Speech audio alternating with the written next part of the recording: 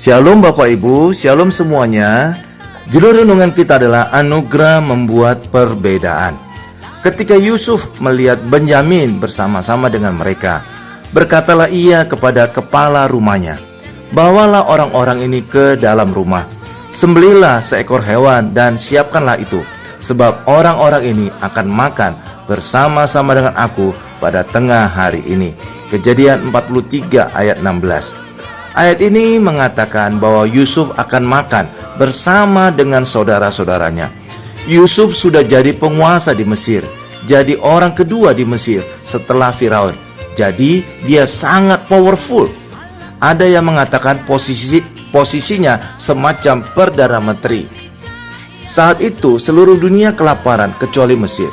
Itu terjadi karena hikmat Tuhan dicurahkan kepada Yusuf sehingga bisa mengelola hasil panen yang berlimpah di Mesir untuk bertahan selama musim kelaparan. Seluruh dunia kelaparan sehingga orang datang ke Mesir untuk membeli bahan makanan, termasuk saudara-saudara Yusuf.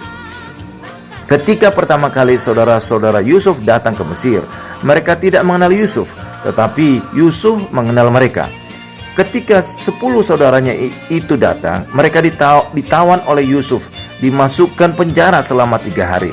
Lalu mereka dilepaskan dari penjara dan sebagai jaminan mereka akan kembali membawa adik bungsu mereka yang bernama Benyamin. Simeon harus dibelenggu dan ditawan.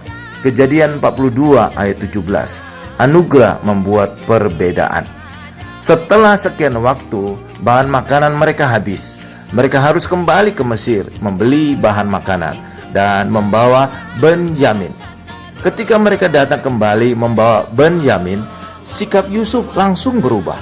Simeon dilepaskan dan mereka diundang masuk ke rumah Yusuf dan makan bersama-sama dengan Yusuf.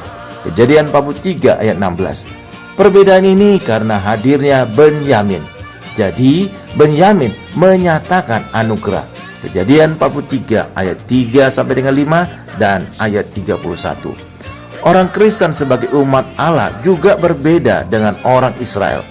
Perbedaan ini terjadi karena orang Israel hidup di bawah hukum Taurat, sedangkan orang Kristen hidup di dalam anugerah. Anugerah membuat perbedaan karena karya salib Yesus. Amin Bapak Ibu. Tuhan Yesus memberkati.